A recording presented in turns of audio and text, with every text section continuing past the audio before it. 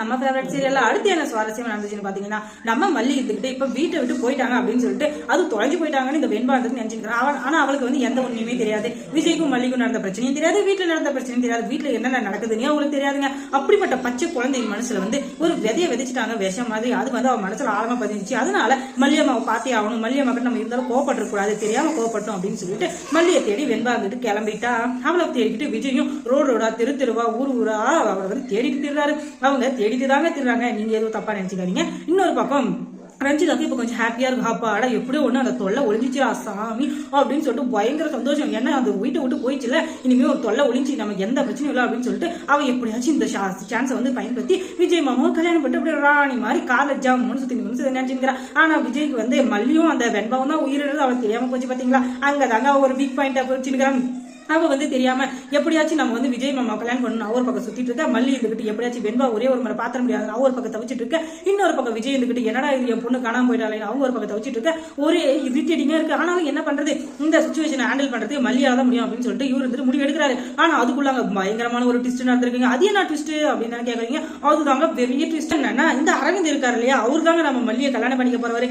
எப்படியாச்சும் அந்த மாமா கிட்ட வந்து பேசி நம்ம வந்து மல்லியை கல்யாணம் பண்ணிடணும் அப்படின்னு சொல்லிட்டு அரவிந்த் வந்துட்டு இருக்காரு. அதுவும் இல்லாம மல்லியோட போட்டோவையும் அனுப்பிச்சு வச்சுட்டாங்க. இதுதான் கல்யாணம் பண்ணு சொல்லிட்டு எல்லாமே பிக்ஸ் பண்ணிட்டு அவர் மனசுல வந்து மல்லியை ஒரு தேவதையாவே நினைச்சு வச்சிருக்காரு. கல்யாணம் கலையில அவர் வந்து ஒரு பக்கம் தெரிஞ்சு நிற்க, இங்க இருந்துகிட்டு வெண்பா இருந்துகிட்டு மல்லியை தேடிட்டு போக அவங்க ரெண்டு பேரும் மீட் பண்ணிடுறாங்க. என்னடா தங்கம் ஏன் இப்படி சுத்திட்டு இருக்காருல்ல அப்படின்னு சொல்லி கேட்டா, நான் வந்து போலீஸ் ஸ்டேஷனுக்கு போகணும், ஏன்னா என் அம்மா தொலைஞ்சு போயிட்டாங்க, அவங்களை எப்படியாச்சும் நான் கண்டுபிடிக்கணும், எனக்கு ஹெல்ப் பண்றீங்களா அங்கு அப்படின்னு சொல்லிட்டு அவ பச்சை முகத்தை வச்சுட்டு அவ கேட்க, சரிடா கண்ணா வாடா போய் தேடலாம் அப்படின்னு சொல்லிட்டு அவரு கார்ல கூட்டு போயிடுறாரு. ஆனா அங்க இருந்துகிட்டு அவளுக்கு ஒரு பெரிய ட்விஸ்ட் காத்திருக்கு. அது என்னன்னா, அங்க இருந்துகிட்டு மல்லியை பார்த்துட்டு நம்மளோட கனவு கண்ணி இவதான் அப்படின்னு சொல்லிட்டு அந்த போட்டோவை கார்லயே வச்சிருக்காரு. அது தெரியாத வெண்பா அங்கேயே உட்கார காத்தடிச்சு அவன் மடியில உள்ள பெரிய காமெடியா இருக்குங்க.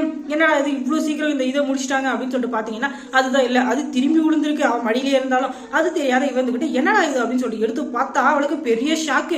ஐயோ எங்க அம்மா கிடைச்சிட்டாங்க, எங்க அம்மாவை நீங்க எங்க பாத்தீங்க, எங்க அம்மா போட்டோல வச்சிருக்கீங்க அப்படின்னு சொல்லிட்டு அவர் பங்க கேட்க, என்னது உங்க அம்மாவா, இவ்வளவு அம்மா அப்படின்னு சொல்லிட்டு பயங்கரமா டென்ஷன் ஆயிடுறாரு. ஆமாங்க இவங்கதான் என்னுடைய அம்மா, இவங்கள தான் நான் வந்து தேடிட்டு வந்திருக்கேன். இவங்க வந்து வீட்டை விட்டு வெளியே போயிட்டாங்க, அவங்கள வந்து சமாதானப்படுத்தி வீட்டுக்கு கூட்டு போறதுக்காக வந்திருக்கேன். என் அப்பாவுக்கும் அம்மாவுக்கும் சின்னதா சண்டை, அதுலதான் இவங்க வெளியே வந்துட்டாங்க அப்படின்னு சொல்லிட்டு எல்லாம் சொல்ல ஒரே டென்ஷன் ஆயிடுச்சு நம்ம அரவிந்துக்கு. எப்பா சாமி, இந்த மாதிரி ஒரு ஃப்ராடு குடும்பத்தை நான் எங்கேயும் பார்க்கலடா. எப்பா என் தலையில கட்டா பார்த்தானே இன்னொருத்தன் கொண்டாட்டி, அதுக்கப்புறம் அந்த சாபத்தை நான் பல காலத்துக்கு என் மண்டியில சொந்தம் நிற்க முடியும், எப்படியோ தப்பிச்சோம் அப்படின்னு சொல்லிட்டு ஒரு பக்கம் இருந்தாலும் இன்னொரு பக்கம் பயங்கரமா கோவம், இப்படி நம்மளை ஏமாத்திட்டானே அப்படின்னு சொல்லிட்டு இதை பத்தி நியாயம் அவங்ககிட்ட கேட்டே அப்படின்னு சொல்லிட்டு பயங்கர கோவத்துல இருக்காரு நம்ம அரவிந்த்.